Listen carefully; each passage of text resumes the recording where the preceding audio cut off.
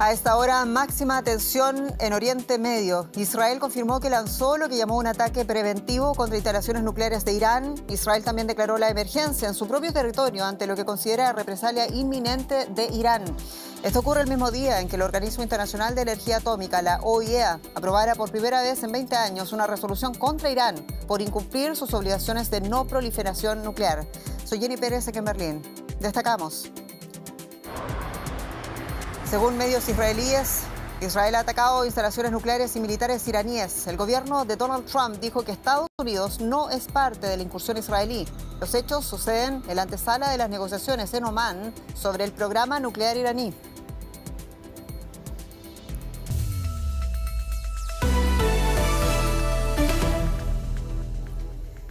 El Ministerio de Defensa de Israel confirmó que ha atacado instalaciones militares y nucleares de Irán. Asimismo, Israel declaró el estado de emergencia en el país y ordenó el cierre del espacio aéreo ante una inminente respuesta iraní. Advirtió a la población que espera un ataque con misiles y con drones contra el Estado de Israel y su población civil en el futuro inmediato. Irán, por su parte, también confirmaba los ataques en las inmediaciones de Teherán, mientras el Pentágono ha informado que no hubo participación ni asistencia de los Estados Unidos. Israel asegura que lo que hace, lo hace en defensa propia ante el avance del régimen iraní en armamento nuclear. Hoy mismo el Organismo de Control Nuclear de la ONU aprobaba una resolución contra Irán, la primera en 2 décadas, por incumplir sus obligaciones de no proliferación en energía nuclear y en armamento. Vamos por los detalles de este momento peligroso. Otra vez sucede. Maya Siminovich en Tel Aviv. Maya, en primer lugar, ¿qué más dijo el Ministerio de Defensa israelí y el propio primer ministro Benjamin Netanyahu, que sabemos está ofreciendo una conferencia de prensa sobre la magnitud de la operación israelí contra las instalaciones militares iraníes? Hola Jenny, efectivamente lo que está pasando ahora, según el ejército, es que esto es solamente el primer ataque a Irán. Esto es el principio de algo más grande. Han vuelto algunos de los aviones que fueron enviados esta misma noche para lanzar bombas sobre diferentes puntos estratégicos nucleares iraníes y también aparentemente para atentar contra la vida de alguien relevante del establishment militar de Irán. Se cree que tal vez sea el jefe del ejército. No hay confirmación de esto y, como digo, parece ser que va a salir una nueva oleada de ataques por parte de Israel contra Irán y efectivamente aquí estamos esperando la respuesta iraní. Para quienes están siguiendo esta transmisión en directo de Deutsche Welle, son las 3 de la mañana aquí en Berlín, 4 de la mañana en Israel. Por eso agradecemos que estés con nosotros, Maya Siminovich, en este momento. Además, donde sabemos que el gobierno, por otro lado, ha declarado la emergencia en su propio territorio. ¿Qué significa eso para la población ahora mismo? ¿Qué está pasando donde tú te encuentras, en Tel Aviv? En realidad esto es peculiar, no nos había pasado esto antes. Hay diferentes sistemas de alarma. Empezaron a sonar alarmas convencionales, que son las que suenan afuera, pero también el teléfono tiene un nuevo sistema de alarma que sonó hace una hora. Luego se entendió que ese sistema de alarma era para despertar a los ciudadanos, para que todo el mundo esté despierto y atento a lo que vaya a pasar en las próximas horas. Después, hace pocos minutos, mandaron otra de esas alarmas para recordar a la gente que tiene que estar cercana a los refugios o a lo que tenga. Recomiendan siempre que se vayan a los refugios del barrio. Los que tengan refugio en su propia casa es el ideal. Y si no, se puede ir a los lugares que están habilitados por el ayuntamiento y si no, quedarse en las escaleras de sus casas.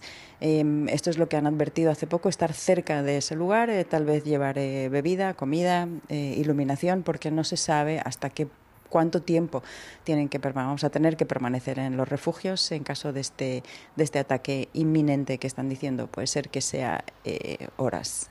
Y estamos esperando la tercera alarma, que será la que nos mande a los refugios.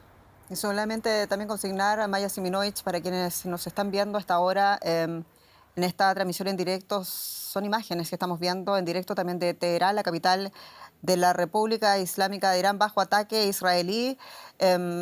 Es un ataque que también coincide, Maya Siminovich, nuestra corresponsal de Deutsche Welle en Tel Aviv, coincide con una resolución de la OEA, el Organismo Atómico Internacional dependiente de la ONU, contra Irán, en la primera además en 20 años, por incumplir sus obligaciones de no proliferación nuclear. Es algo que sucedió hoy jueves. Irán ha llamado a la destrucción del Estado de Israel y, sin embargo, este ataque puede salir muy mal, puede comprometer también gravemente la capacidad defensiva de Israel. ¿Cómo lo ves tú? La verdad es que tal y como lo están contando el ejército y el gobierno, Israel está preparado para esto. Trump también hizo énfasis en que Israel está listo para este ataque preventivo. Israel llevaba rumiándolo mucho tiempo, que esto es lo que necesita hacer. Ahora Netanyahu ha dicho que es algo totalmente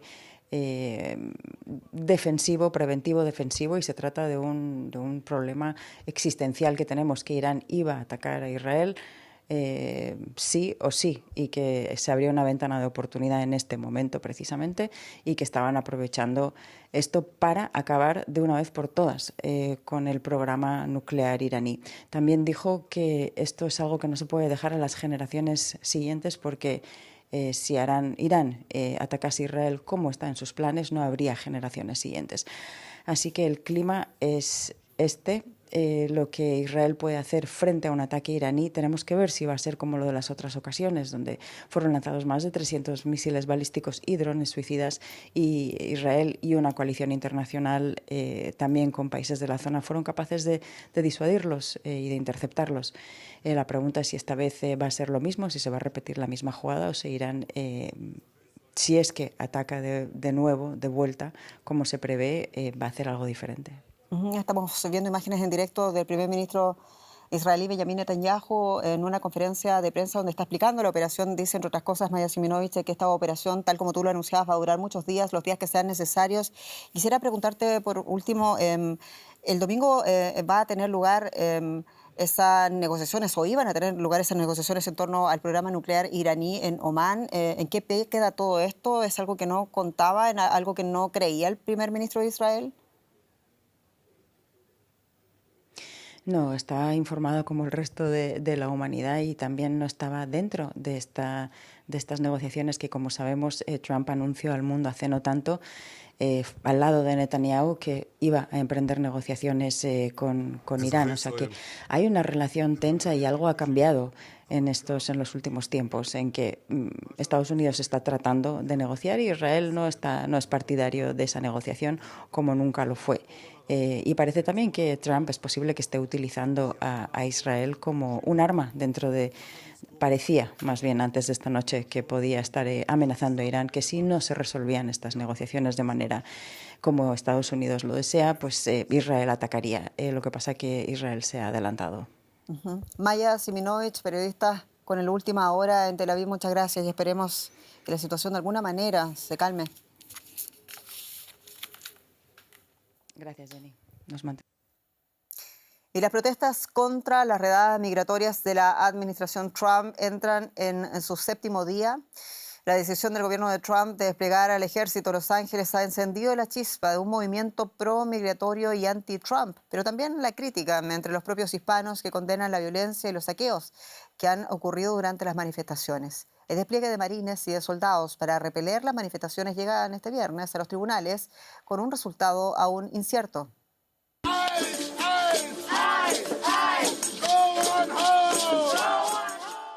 Cuando los manifestantes de Los Ángeles se reunían por sexto día consecutivo, la atención se centró inicialmente en la música y no en los agentes de policía.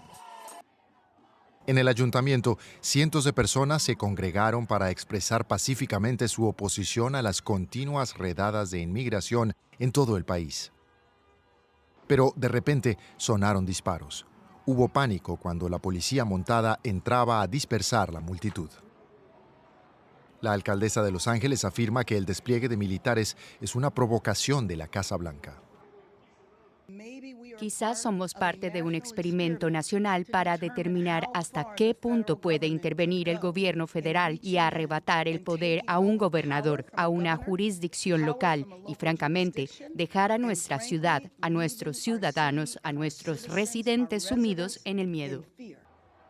La alcaldesa reiteró que la violencia no fue generalizada, una apreciación que comparten muchos residentes. Estábamos dando un paseo por la playa esta mañana. Todo está bien en Santa Mónica y de hecho diría que en general todo está bien aquí en la zona cero.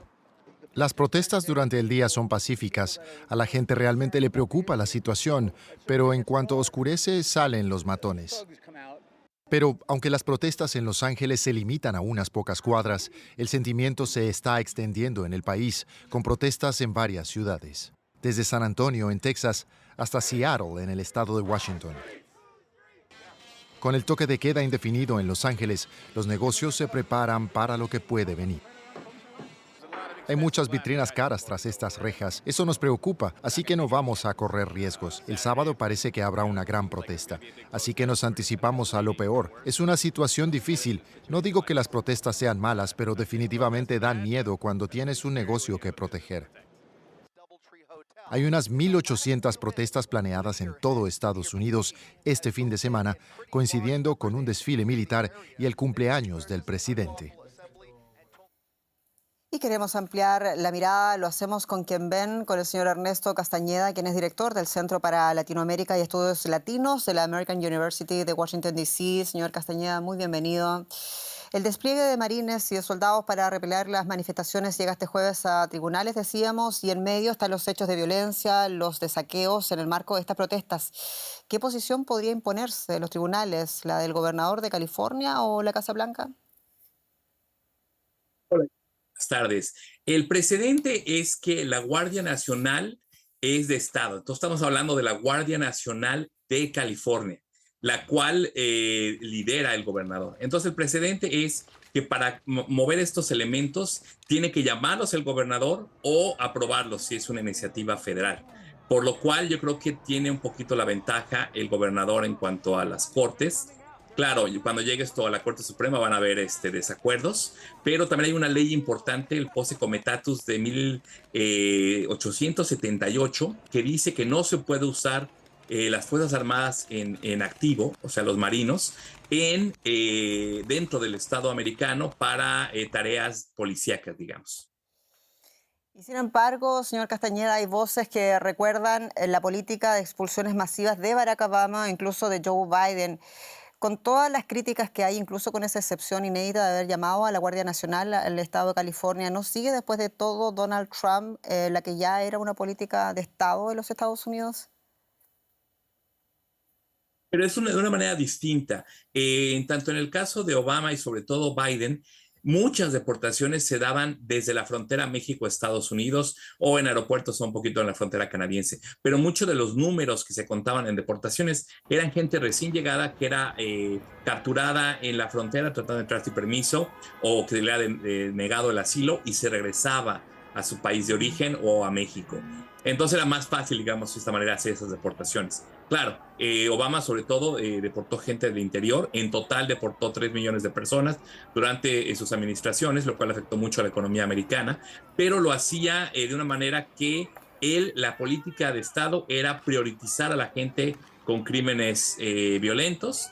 Luego, cuando se enredadas, habían cartas de la corte que tenían el nombre de la persona y que estaban firmadas por un juez. Al ser detenidos, la gente tenía la opción de pedir a un abogado que lo ayudara, podría ver a sus familiares. Había un debido proceso muy débil que no paraba las deportaciones, pero que era un acceso que tenían los migrantes para tratar de frenar la deportación, que funcionaba para algunos. El problema ahora con Trump es que está quitando ese debido proceso, y entonces lo está haciendo de una manera más rápida, más expedita, y sobre todo gente que ya lleva muchos años en el país o que tenían una protección por el TPS o por venir de programas especiales de Cuba, Venezuela, Afganistán, Ucrania, etcétera. Esa es la gran diferencia.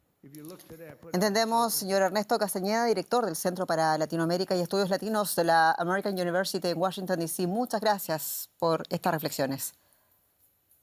Gracias. Y vamos rápidamente a los titulares económicos y mi colega Andrés Blumenkrantz. Bienvenido. ¿Qué tal, Jenny? Seguimos hablando de las deportaciones en Estados Unidos, deportaciones que, según ha reconocido el propio presidente Donald Trump, pueden dañar a la economía estadounidense, una política migratoria que está preocupando a importantes sectores de la economía de Estados Unidos que dependen de trabajadores extranjeros y en muchos casos indocumentados. Trump reconoció este jueves en su plataforma Truth Social que su política migratoria afecta específicamente a la industria de la agricultura y de la hotelería, provocando pérdida de trabajadores eficaces y con experiencia que son difíciles de reemplazar. La declaración de Trump se produce un día después de que Tom Homan, el director de operaciones de ejecución y deportación, conocido también como el zar de la frontera con México, anunciara en el Senado de Washington que el gobierno va a enjuiciar a empresas que contraten a inmigrantes indocumentados. Nos acompaña nuestra corresponsal en Nueva York, Ana Nieto, para conversar sobre este asunto. Ana, cuéntanos para empezar, hablemos de la agricultura. ¿Cuán importante es la inmigración para el campo estadounidense? ¿Qué impacto tiene en este sector? Pues las cifras del propio Departamento de Agricultura, las más recientes, del año 2022, apuntan a que nada menos que el 42% de los trabajadores del campo son indocumentados. Hay una política muy restrictiva de visados desde hace muchos años y no se cumple la demanda de empleo de muchos sectores. Por eso, sobre todo en el campo, es uno de los sectores más afectados por este gran número de inmigrantes sin papeles, aunque no el único. Esta semana han llegado hasta Central Valley, en California, la voz de que llegaban las autoridades de inmigración, que habría redadas, y está cundiendo el miedo en una zona del país que es clave para la producción agrícola del país. En Nueva York, en el centro, en el norte del estado, también ha habido redadas y ha habido arrestos también de trabajadores y sus familias.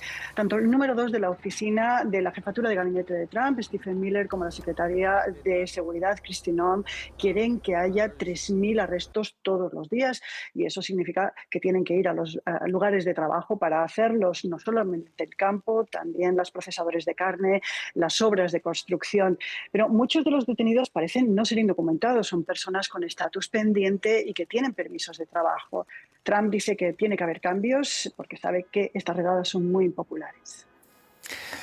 Ana, y hablemos de las empresas también. ¿Cómo es de seria la amenaza de este zar de la frontera, de Tom Homan, para las empresas que empleen indocumentados?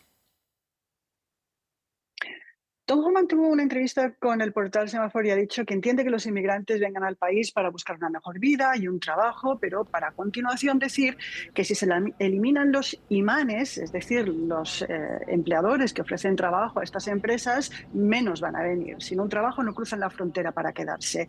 La forma de acabar con estos imanes es ampliar las consecuencias de contratar a indocumentados por vía civil y criminal en los juzgados. Homan ha dicho que las operaciones en las empresas se van a expandir masivamente.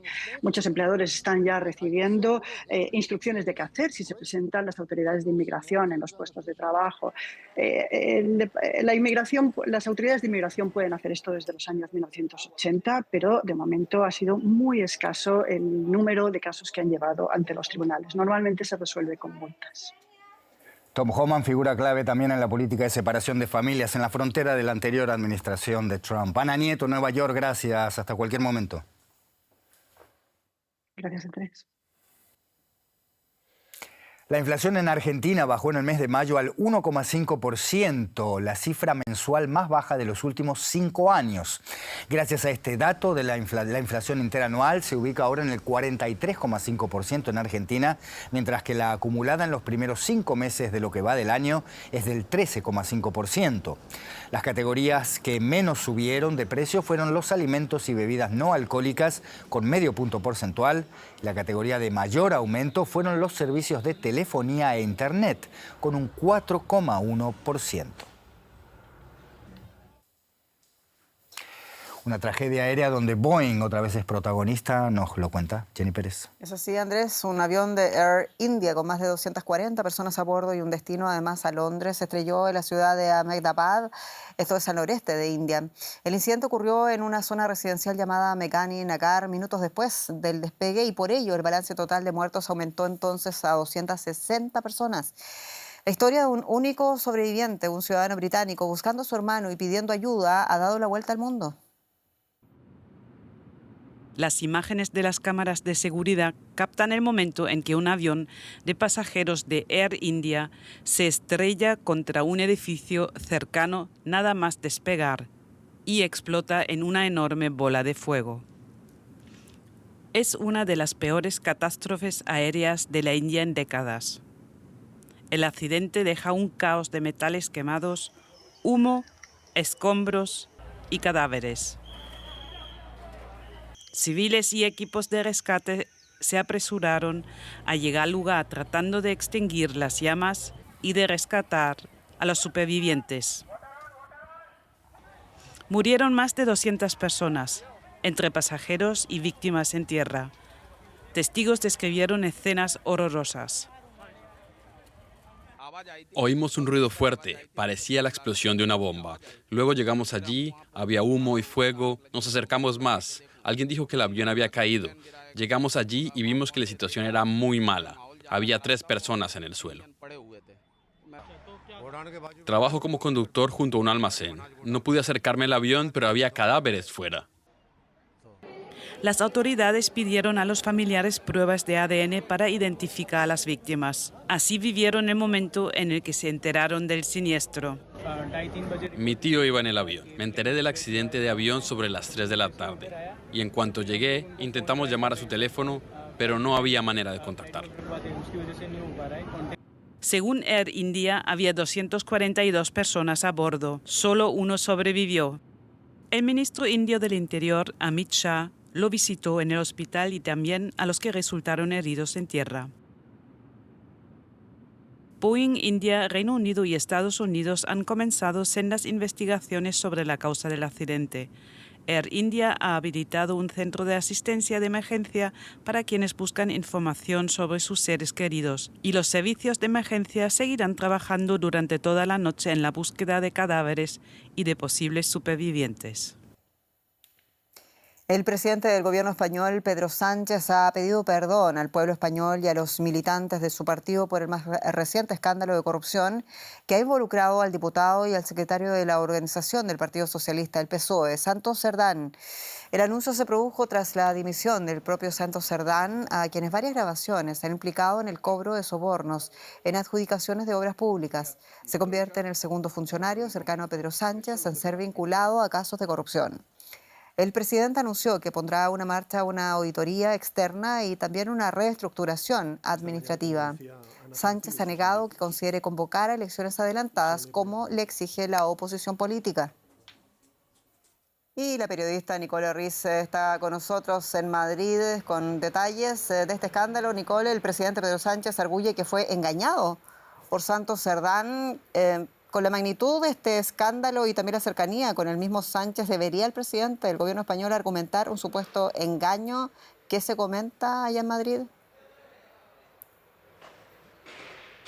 Bueno, el propio Pedro Sánchez textualmente lo puso así: no debió confiar en Santos Cerdán y de este modo está intentando distanciarse del que hasta esta pasada mañana era su mano derecha, el número 3 de su partido y también estrechamente vinculado a Pedro Sánchez desde al menos 2014. Es decir, que es un duro golpe. Lo que Pedro Sánchez ahora tiene que intentar es recuperar la confianza de su partido dentro de su propio partido, y por parte de la oposición, el líder del Partido Popular, Alberto Núñez Feijóo, ya está pidiendo de nuevo la dimisión inmediata de Pedro Sánchez y además está llamando a los que apoyan a Pedro Sánchez, los que forman el gobierno, que reconsideran este apoyo porque, según él, y lo dice así, si lo mantienen también se harán cómplices de estos casos de corrupción. Mientras tanto, Pedro Sánchez ha anunciado que habrá una auditoría ejecutada por el Comité Federal de su propio partido para analizar estos hechos, pero sin embargo la dimisión de Cerdán en este sentido es un importante golpe para el gobierno, para Sánchez, eso todo en un contexto de una sucesión de casos de corrupción que afectan al partido, al PSOE, últimamente en estos últimos meses. A ver si una auditoría alcanza para reparar confianzas. Nicole Riz, muchas gracias, en Madrid. Y es noticia, la Agencia de la ONU para los Refugiados publicó este jueves su informe anual en la que subraya el alarmante aumento de personas desplazadas, especialmente por guerras. Más de 120 millones de personas se han visto obligadas a huir de sus hogares en el pasado año por la violencia, por la guerra o la persecución política. El grupo más grande corresponde a Venezuela, con 7 millones de refugiados. Más en el siguiente informe. Entre dolor y esperanza, millones de personas se ven obligadas a abandonar sus hogares, dejando atrás sus raíces y familias y enfrentando condiciones de adversidad extrema. Conflictos armados, miseria, persecución y desastres naturales son las principales causas del desplazamiento forzado. Estas personas encuentran refugio provisorio o permanente, ya sea en su propio territorio, región o más allá de sus fronteras. La crisis de los refugiados es uno de los peores dramas que enfrenta la humanidad en la actualidad. Los grupos más grandes de refugiados provienen de Venezuela, Siria, Ucrania, Afganistán y Sudán. Turquía, Irán, Colombia, Alemania y Uganda son los principales países de acogida. Según el informe anual de la ACNUR, a finales del año 2024, el número de personas desplazadas por la guerra, la persecución, la violencia y los abusos contra los derechos humanos aumentó en ese año, alcanzando un récord de 123,2 millones de personas. Se incluyen refugiados, solicitantes de asilo y personas desplazadas internamente. Los niños son los más afectados y representan cerca del 41% de la población refugiada, mientras que los hombres y mujeres constituyen alrededor del 50% respectivamente. Sudán se encuentra actualmente en el epicentro de una catástrofe humanitaria sin precedentes. El conflicto armado en Sudán llevó a la mayor crisis de desplazamiento interno del mundo, con 11,6 millones de sudaneses. Le sigue Siria, República Democrática del Congo, Afganistán y Yemen. América Latina enfrenta una situación significativa de desplazamiento forzado. Según el último informe de ACNUR, en 2025 hay aproximadamente 20,3 millones de personas desplazadas, refugiadas o apátridas en la región. La llegada masiva de refugiados ha puesto presión sobre los servicios públicos, la seguridad y la economía de los países de acogida. Venezuela encabeza la lista mundial de refugiados y personas necesitadas de protección internacional. El gobierno boliviano confirmó la muerte de 4 policías y un civil tras enfrentamientos con campesinos que bloquean rutas en protesta contra la gestión del presidente Luis Arce y por la inhabilitación del expresidente Evo Morales en las elecciones de agosto próximo. Los hechos ocurrieron en la localidad de Yayagua, al suroeste de Potosí, cuando un grupo antimotines habría sido emboscado por los manifestantes. Estas serían las primeras muertes registradas tras 11 días de bloqueos de carreteras en al menos 6 regiones del país andino. Venezuela y Uruguay acordaron reanudar los servicios consulares de ambos países tras un año de la salida del personal diplomático de ambas representaciones a raíz del desconocimiento a la reelección de Nicolás Maduro en Venezuela. El expresidente de Uruguay, Luis Lacalle Pou, apoyaba en su momento, al igual que la OEA, el reclamo de fraude electoral de la oposición venezolana, lo que condujo a la ruptura de las relaciones diplomáticas. Pero la elección del izquierdista Yamandu Orsi y tras un periodo de diálogos, ambas representaciones han decidido reabrir sus consulados en Caracas y Montevideo para atender a sus connacionales.